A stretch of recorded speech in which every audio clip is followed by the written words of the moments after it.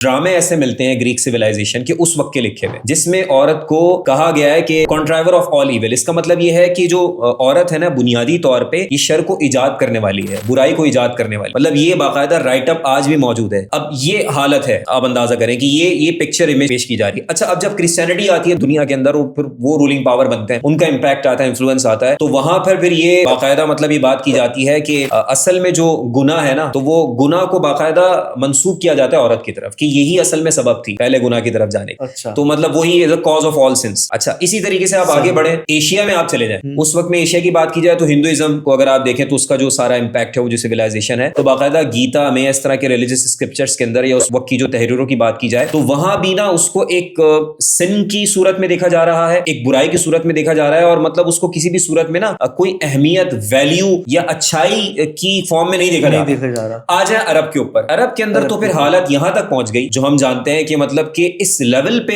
لوگ پہنچ چکے تھے کہ عورت کا ہونا ہی ایک احساس شرمندگی تھا. ایک مطلب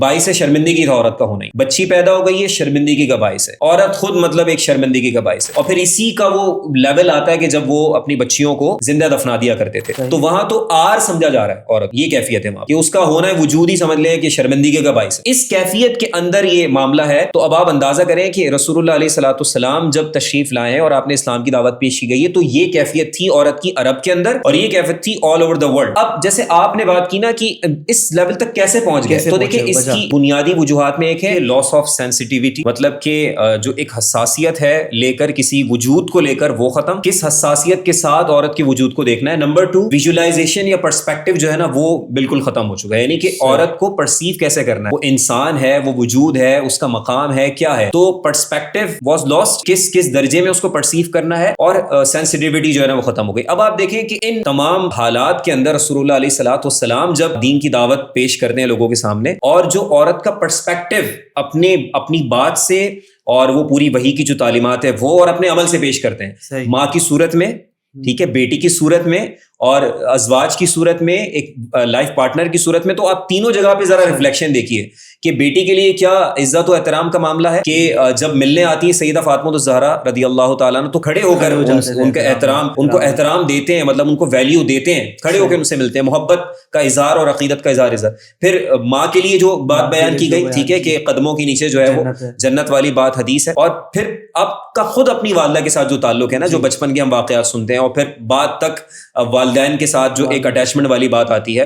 تو وہ مرتبہ اس طرح سے واضح کیا. پھر ازواج کے ساتھ جو آپ علیہ الصلوۃ والسلام کا تعلق رہا ہے, اب چاہے سیدہ خدیجہ رضی اللہ تعالی عنہا ہو یا دیگر ازواج ہوں, آپ دیکھ لیجئے کس طرح سے آپ علیہ الصلوۃ والسلام نے ان کے ساتھ زندگی گزاری ہے اور کیا پرسپیکٹو پیش کیا. تو اگرچہ ابھی تو ہم اس پر تفصیل سے بات نہیں کر رہے کہ یہ امپیکٹ پھر پورا کس طرح آگے آیا ہے, لیکن صرف یہ دیکھ لیجئے کہ حالات یہ ہو چکے تھے کہ عورت کو عرب کی جو ہم نے جیسے بات کر لی کہ وہ انسان ہونا بھی شمار نہیں کیا جا رہا تھا, اور اس کی اٹیچمنٹ کو ہی, یعنی کہ اس کا ہونا بھی باعث شرمندگی سمجھا جا رہا تھا. تو اس لیول پہ معاملات پہنچے تھے. تو اس کے بعد پھر یہ جو پورا پیراڈائم شفٹ آیا رسول اللہ علیہ الصلوۃ والسلام کے بعد آیا ہے, جس سے آج پھر اب بات جو ہے یہاں تک کی جاتی ہے کہ اب رائٹس پر بات کرنے کی لوگ سوچ رہے ہیں, تحریکیں چلا رہے ہیں. ساری ایک بات ہو گئی کہ دین تو پہلے ہی مقام اور مرتبہ دے رہا ہے, لیکن صرف لیول سمجھانے کی بات ہے کہ وہ لیول انسانیت پر آ چکا تھا کہ اس وجود کو انسان ہی نہیں سمجھا جا رہا.